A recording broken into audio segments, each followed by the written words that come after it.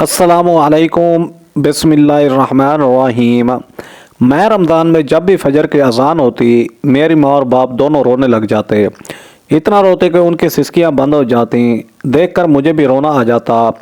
एक दिन मैंने अपनी माँ से पूछा कि अम्मा अज़ान के वक्त आप क्यों रोती हैं?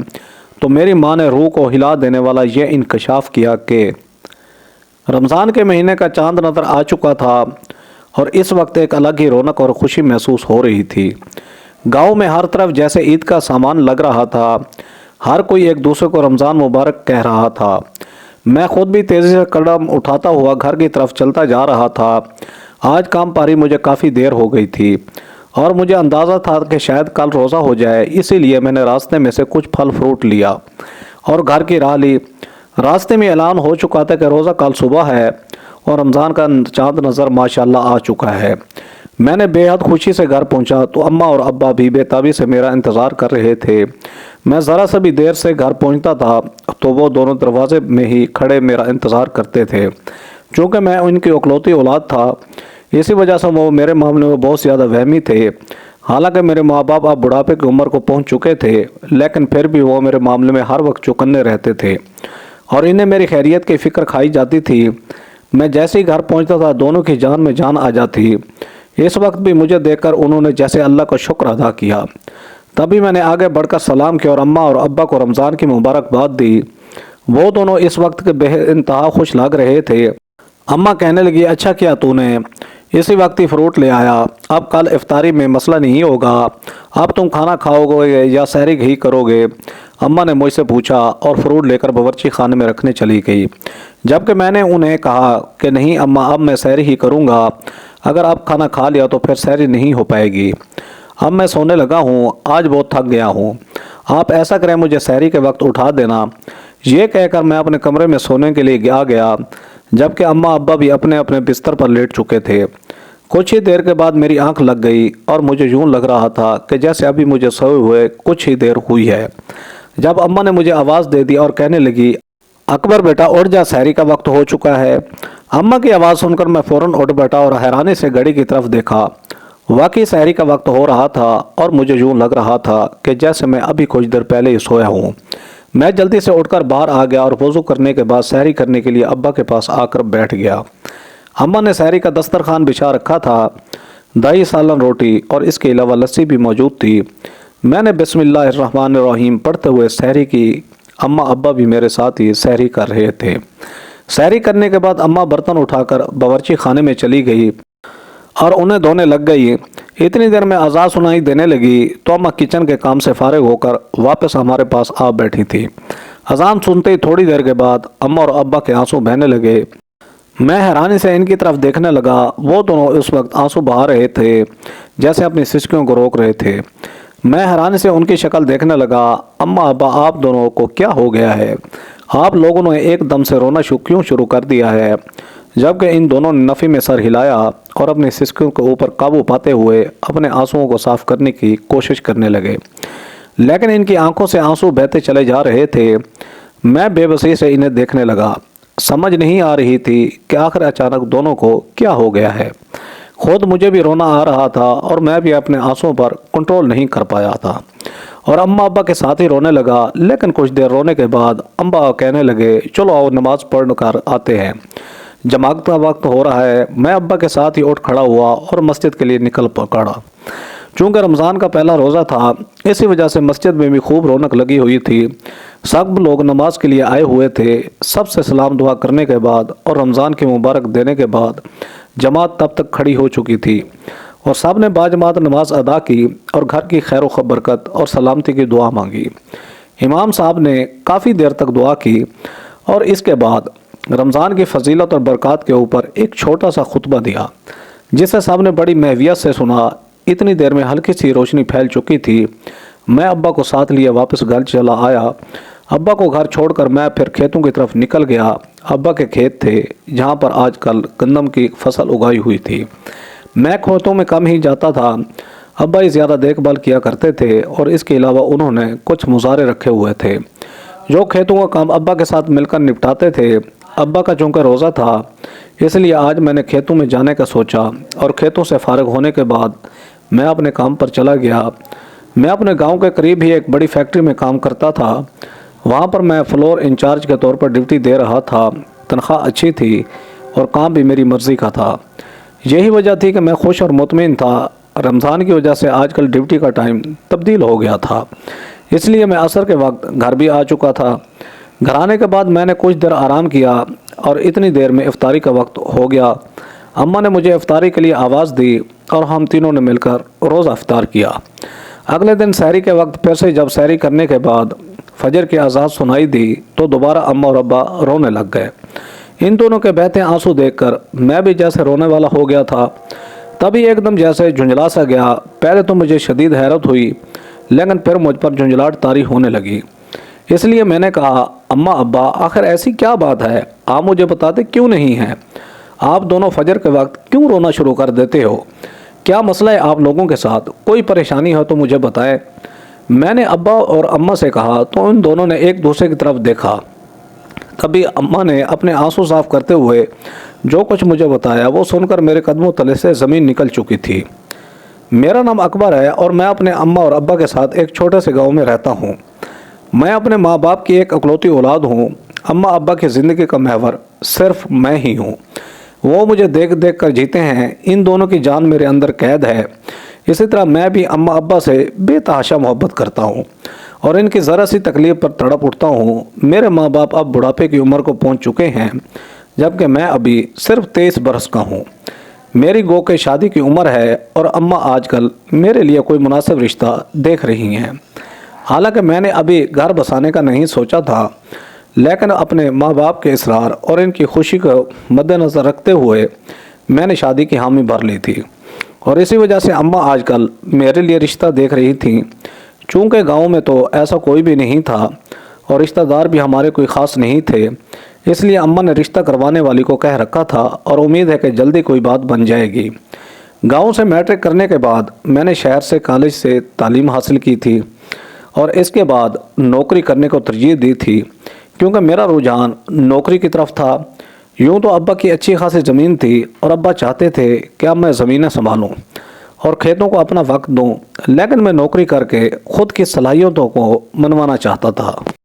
میں نے جس فیلڈ میں تعلیم حاصل کی تھی میں اسی فیلڈ میں نوکری کر رہا تھا۔ میری خواہش کو مد نظر رکھتے ہوئے ابا نے بھی میرے ساتھ زیادہ اصرار نہیں کیا اور خود زمینوں کے انتظامی معاملات سنبھالنے لگے، جبکہ میں اپنے گاؤں کے قریب ہی ایک بڑی فیکٹری میں ملازمت کرنے لگا۔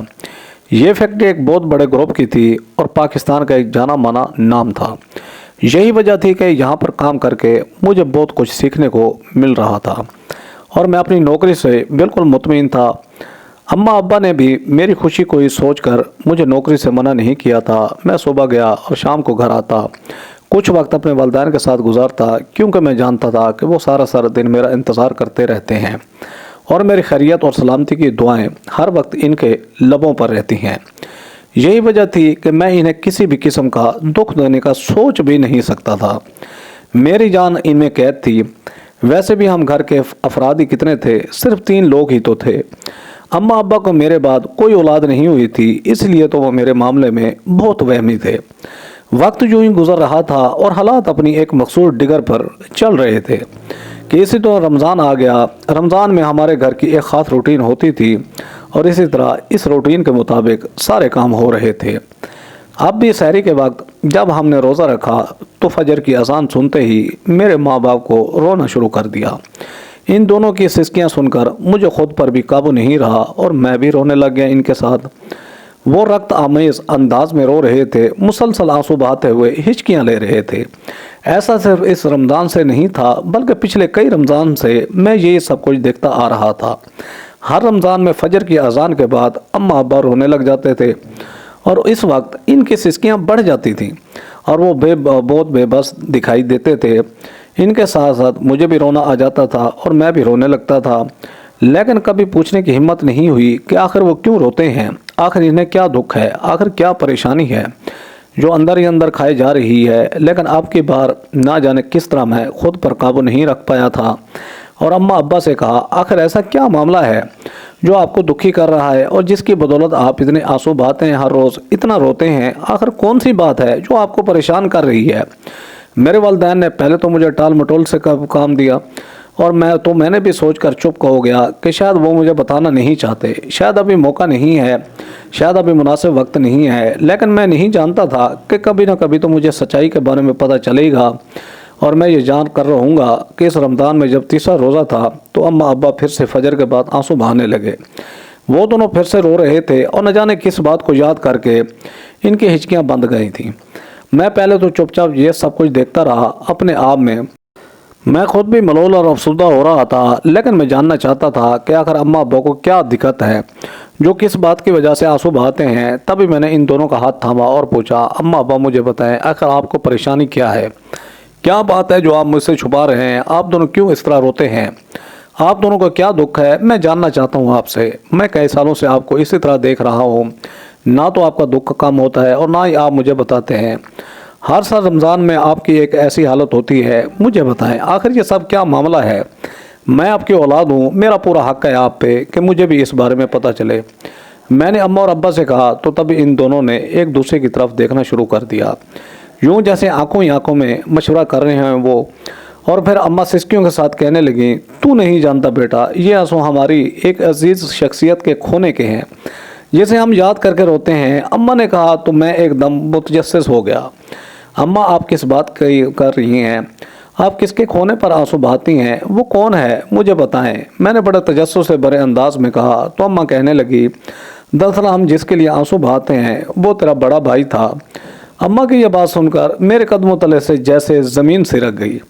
مجھے تو پتہ ہی نہیں تھا کہ میرا کوئی بڑا بھائی بھی تھا۔ اماں آپ کس کی بات کر رہی ہیں؟ میرا تو کوئی بھائی نہیں تھا۔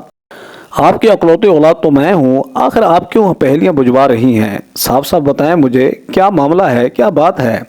میں نے اماں سے کہا تو اماں آنسو پوچھتے ہوئے خلا میں تکتے ہوئے کہنے لگی، بیٹا یہ بات کافی پرانی ہے۔ جو میں نئی نئی بیاہ کر اس گھر میں آئی تھی تو تیری دادی کی بہت خواہش تھی کہ مجھے جلد اولاد ہو جائے، کیونکہ وہ اپنے پوتا پوتی کو اپنے ہاتھوں میں کھلانا چاہتی تھی۔ تیری دادی کو کینسر تھا، وہ اپنی عمر کے آخری دن گزار رہی تھی، لیکن قدرت کرنا ایسا ہوا کہ میں شادی ہو کر آئی تو کچھ عرصے کے بعد ہی اللہ نے میری جھولی بھر دی اور مجھے اولاد کی خوشخبری سنائی۔ ان دنوں میں بے حد خوش تھی، تیری دادی بھی بہت خوش تھی اور دن رات ایک کر کے گزار رہی تھیں۔ انہیں بھی ہماری اولاد کا بے صبری سے انتظار تھا اور وہ چاہتی تھیں کہ ایک بار اپنی بھاؤں میں بھر کر اس ننھے منھے وجود کو دیکھ لیں جو میری کوکھ میں پل رہا تھا۔ ان کا خیال تھا کہ اگر اس کے بعد انہیں موت بھی آ جائے تو کوئی غم نہیں ہوگا۔ ہم خود بھی یہی چاہتے تھے کہ اماں اپنی آخری خواہش ضرور پوری کریں، کیونکہ ڈاکٹر نے انہیں جواب دے دیا تھا اور اب بس ان کے پاس کچھ ہی وقت باقی تھا۔ خدا خدا کر کے یہ وقت گزر گیا۔ ہم نے بہت دعائیں مانگی کہ اماں ہم اپنے پوتے کو دیکھ کر ہی جائیں، اور پھر جس دن میں نے ایک خوبصورت اور صحت مند بیٹے کو جنم دیا، اسے اگلے دن ہی اماں اپنے ابدی سفر پر روانہ ہو گئی تھیں۔ اب ایک طرف ہمیں جہاں اپنی اولاد کی خوشی تھی، وہیں اماں کے جانے کا بہت زیادہ دکھ اور صدمہ بھی تھا۔ وہ وقت ہمارے لیے بہت کڑا تھا۔ ایک طرف تو ایک اتنی بڑی خوشی ہمیں ملی تھی اور دوسری طرف اللہ نے ہماری ماں کو ہم سے چھین لیا تھا۔ خوشی خوشی زندگی کا یہ کھٹا میٹھا وقت ہم نے جیسے تیسے کر کے گزار لیا۔ میں نے اپنے بیٹے کا نام ارشد رکھا تھا۔ ارشد کے ساتھ ہمارے گھر کی رونقیں جیسے بڑھ چکی تھیں۔ میں اور تمہارے ابا ارشد کے ساتھ ہی لگے رہتے تھے۔ تمہارے ابا کام سے جیسے ہی واپس آتے تو فوراً ارشد کے ساتھ کھیلنے لگ جاتے اور اسے ایک لمحے کے لیے اپنی گود سے نہیں اتارتے تھے۔ ارشد اسی طرح پل کر جوان ہو رہا تھا۔ خدا کی کرنی یہ ہوئی کہ اس کے بعد ہمارے اولاد نہیں ہوئی۔ جب ارشد 12 برس کا ہوا تو تب اللہ نے دوبارہ ہماری سن لی اور پھر سے ہمیں خوشخبری ملی کہ میں دوبارہ ماں بننے والی ہوں۔ میں ان دنوں بے تحاشا خوش تھی، کیونکہ مجھے اپنے گھر کا یہ خالی پن اچھا نہیں لگتا تھا۔ میں چاہتی تھی کہ ارشد کے اور بہن بھائی بھی ہوں، اس لیے جب دوبارہ ماں بننے کی خوشخبری ملی تو میں بے تحاشا مسرور تھی۔ اور پھر جب تم پیدا ہوئے تو ہمیں لگا کہ ہمارے گھر کی رونقیں پھر سے بحال ہو گئی ہیں۔ ارشد تو 13 برس کا ہونے والا تھا۔ وہ تمہیں گود میں لے کر بیٹھا رہتا اور کہتا، اماں جب یہ بڑا ہوگا تو میں اس کے ساتھ کرکٹ کھیلا کروں گا۔ ارشد کی باتیں اس طرح کی بہت پیاری تھیں اور وہ تمہارے حوالے سے بہت زیادہ پرجوش تھا۔ میری بہت مدد کرواتا تھا۔ میں گھر کے کام کرتی تو وہ تمہیں سنبھال لیتا تھا۔ تمہارے بہت سارے کام اس نے میرے بنا کے اپنے ذمہ لیے تھے۔ ارشد 15 برس کا ہوا اور تم 2.5 برس کے تھے۔ تب اچانک ہی ایک دن ارشد کو موسمی بخار ہو گیا۔ ہمیں یہی لگا کہ یہ ایک عام بخار ہے، اسی وجہ سے گھر میں پڑی ہوئی دوا اسے دے دی۔ وقتی طور پر اسے آرام بھی آ گیا، لیکن رات کو پھر سے بخار تیز ہو گیا۔ میں نے ارشد کے ماتھے پر پٹیاں رکھی اور ساری رات اس کے سرانے بیٹھی رہی۔ ارشد میری پہلی اولاد تھا، مجھے وہ بہت بے حد عزیز تھا، اور اس کی طبیعت خرابی میرے اندر بے چینی بھر گئی۔ اگلے دن صبح کے وقت اس کا بخار بھی تیز ہو گیا تو میں تمہارے ابا کے ساتھ اسے گاؤں کے حکیم کے پاس لے گئی۔ گاؤں کے حکیم نے اسے چیک کرنے کے بعد کچھ دوا دی اور کہا کہ 2 دن کے بعد دوبارہ آ جانا۔ حکیم کی دوا کھانے کے باوجود ارشد کو کوئی فرق نہیں پڑ رہا تھا اور اس کی طبیعت بددستور خراب ہو رہی تھی۔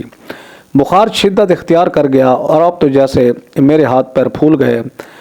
تب میں نے تمہارے ابا سے کہا کہ ارشد کو ہسپتال لے چلیں، شہر کے بڑے ہاسپٹل میں اسے چیک کروائیں گے، تو اس طرح اس کی طبیعت بہتر ہو جائے گی۔ اس کا بخار ٹوٹ نہیں رہا اور حکیم کی دوا سے اسے کوئی فرق نہیں پڑ رہا۔ تمہارے ابا نے میری بات مانی اور اسی دن ارشد کو لے کر شہر کے لیے روانہ ہو گئے۔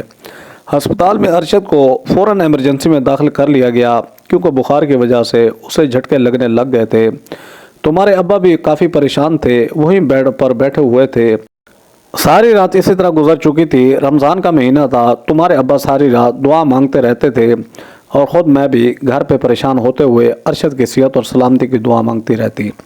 ہمیں تو اپنی سود بہت بھولی ہوئی تھی، اس لیے سحری کا بھی کوئی ہوش نہیں تھا، پانی پی کر روزے کی نیت کر لیتی۔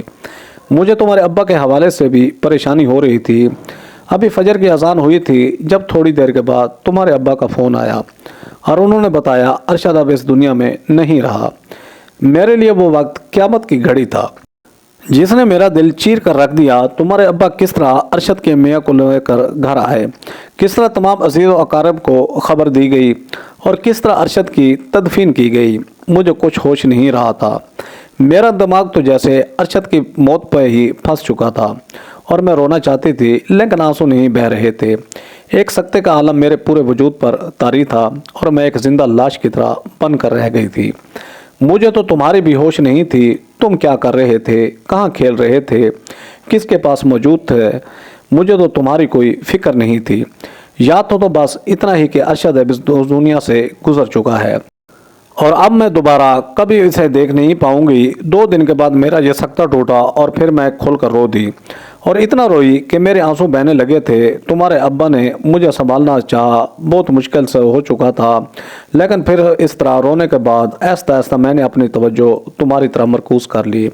آہستہ آہستہ میں اب زندگی کی طرف لوٹنے لگی تھی، لیکن پھر بھی جب رمضان شروع ہوتا تو ہر رمضان میں مجھے ارشد کی یاد آتی کیونکہ وہ بھی رمضان میں فوت ہوا تھا اور پھر اس کا دم بھی فجر کے وقت نکلا تھا۔ اس لیے ہم رمضان میں فجر کے وقت رونے لگتے ہیں کیونکہ ارشد کی یاد ہمارے دلوں پر حاوی ہونے لگتی ہے، جو ہمارا چین اور سکون ختم کر دیتی ہے۔ آج بھی ارشد کا دکھ اپنی جگہ پر قائم ہے اور میرے دل میں اس کی بے وقت موت کا صدمہ آج بھی گہرا ہے۔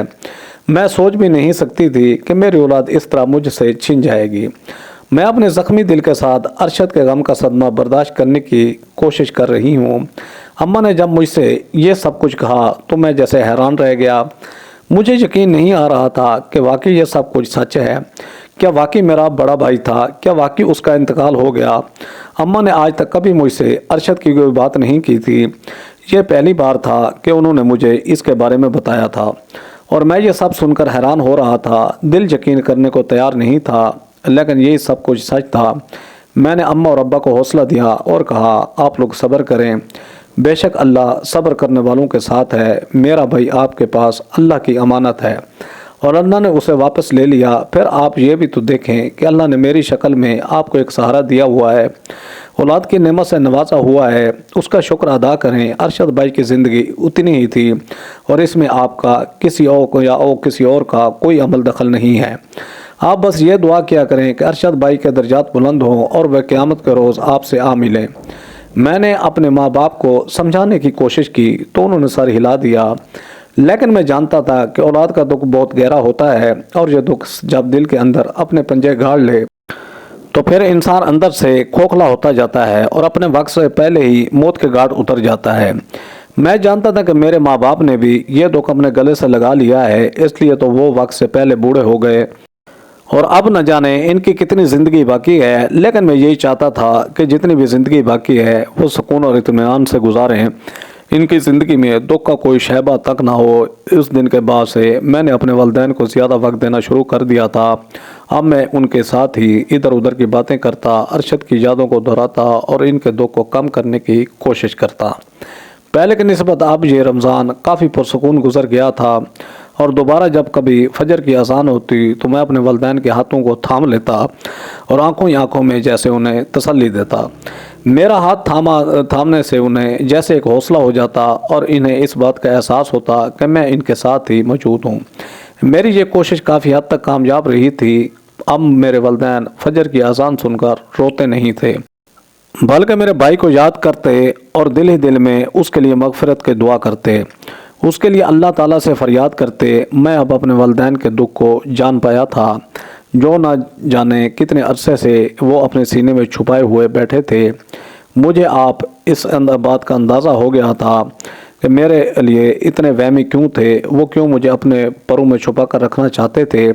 شاید ارشد بھائی کا دکھ ان کے دل میں اتنا زیادہ گہرا تھا کہ وہ مجھے کھونے سے ڈرتے تھے اور ساری زندگی وہ اسی خوف میں مبتلا رہے تھے۔